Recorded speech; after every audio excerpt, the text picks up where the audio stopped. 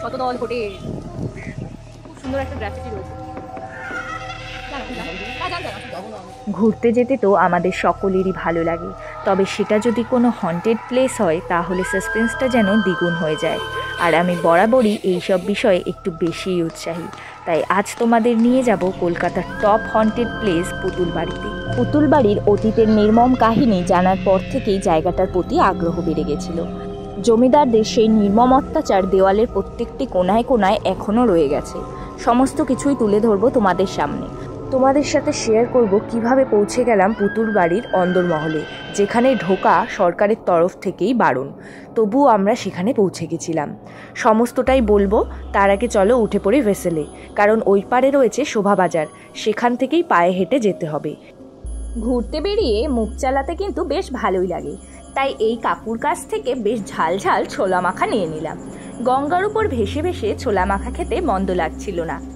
গঙ্গার এই অপরূপ সৌন্দর্য মুগ্ধ করলেও মনের ভিতরটা কেমন একটা ভয় ভয় করছিল। সূর্য অস্ত যাওয়ার আগে সেখান থেকে ফিরে আসতেই হবে, তাই তাড়া ছিল বেশ অনেকটাই। ভেসেলে করে ফেরিঘাটে নেমে হাঁটতে হবে শোভাবাজার আহিরিটোলা স্টেশনের দিকে। একদম গঙ্গার ধার ঘেঁষেই এই রাস্তা চলে গেছে। পুতুলবাড়ি কিন্তু আর একটু গেলেই পড়বে। বিকেলে এলে এই কোলা কাকুর দোকানটা কিন্তু চোখে পড়বে। চলার পথে যদি এই গ্রাফিটিটা চোখে পড়ে তাহলে বুঝবেন সঠিক রাস্তাতেই এগোচ্ছেন। আর এই হলো শোভাবাজার রেল স্টেশন। আপনারা যদি মাঝেরহাট লোকালে আসেন তাহলে আপনাদের এখানেই নামতে হবে। এখানে এসে জিজ্ঞেস করে নিন হরচন্দ্র স্ট্রিট কোন দিকে, যে কাউকে জিজ্ঞেস করলেই দেখিয়ে দেবে এই রাস্তাটা। একটু আগালেই এই মন্দিরটি দেখতে পাবেন।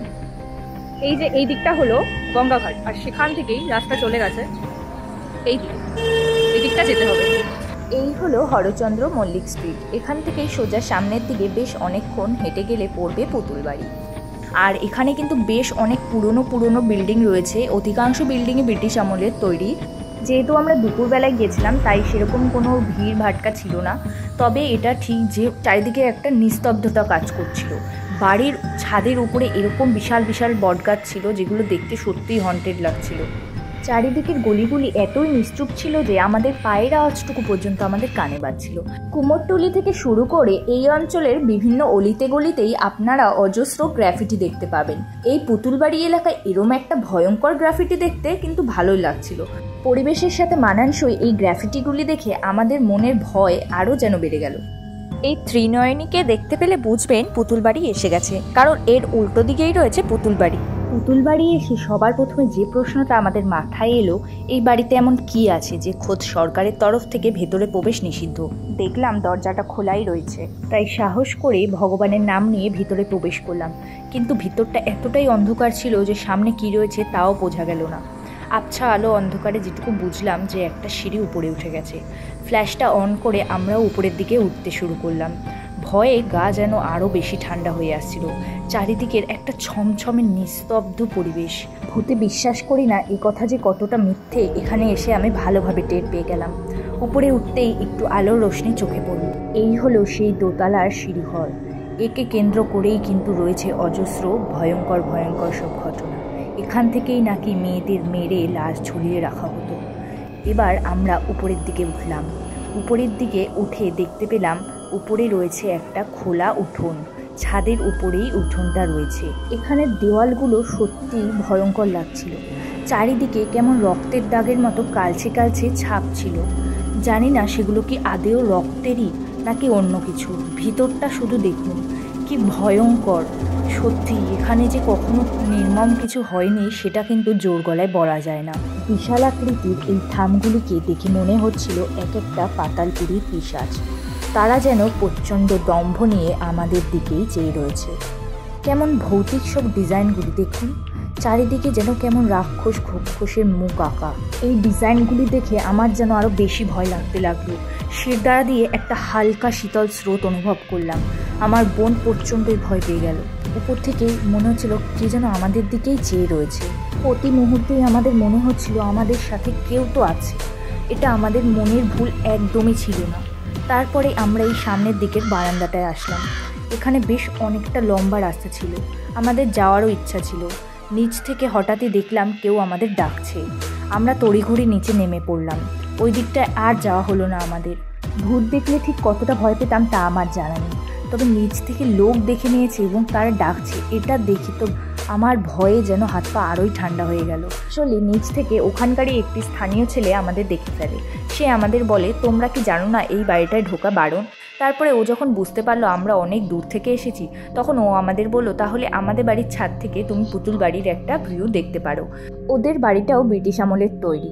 বাড়ি বললে ভুল হবে, এখানে অনেকগুলো ফ্যামিলি একসাথে থাকে, তারা বহু যুগ ধরেই এখানে আছে, তাদের পূর্বপুরুষেরা, তাই এখন এটা ওদের নিজস্ব বাড়ি হয়ে গেছে।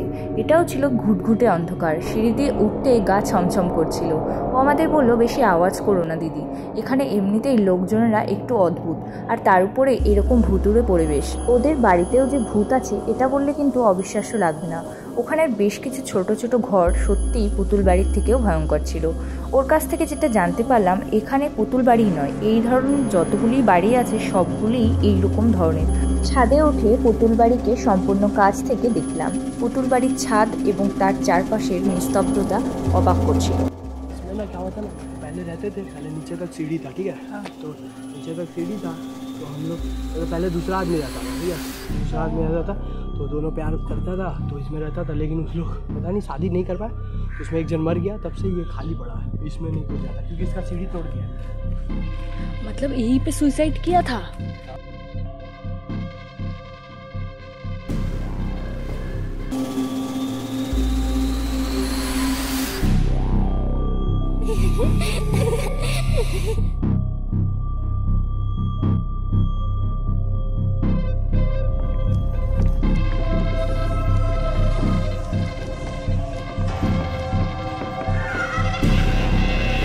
এই হাড়হিম করা পরিবেশে আর বেশিক্ষণ থাকতে মন চাইল না, তাই চারিদিকটা ঘুরে নিয়ে আমরা এবার নিচের দিকে নামতে লাগলাম।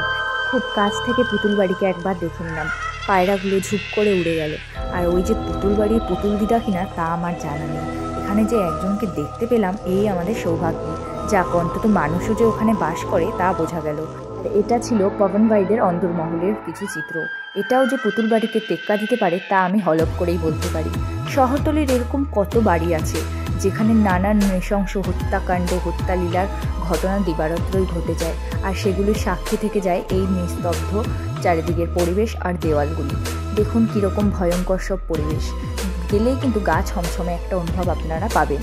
এই দিকের ঘর বাড়িগুলো পবন ভাই আমাদের ঘুরিয়ে ঘুরিয়ে দেখাচ্ছিল, আর এদের ইতিহাসও বলছিল। খুব ভালোভাবে একটা বিকেল আমরা কাটিয়ে দিলাম। আর আপনারাও চাইলে কিন্তু এখানে গিয়ে একটা বিকেল কাটাতেই পারেন। আর ভুলবেন না আমার চ্যানেলটাকে সাবস্ক্রাইব করতে।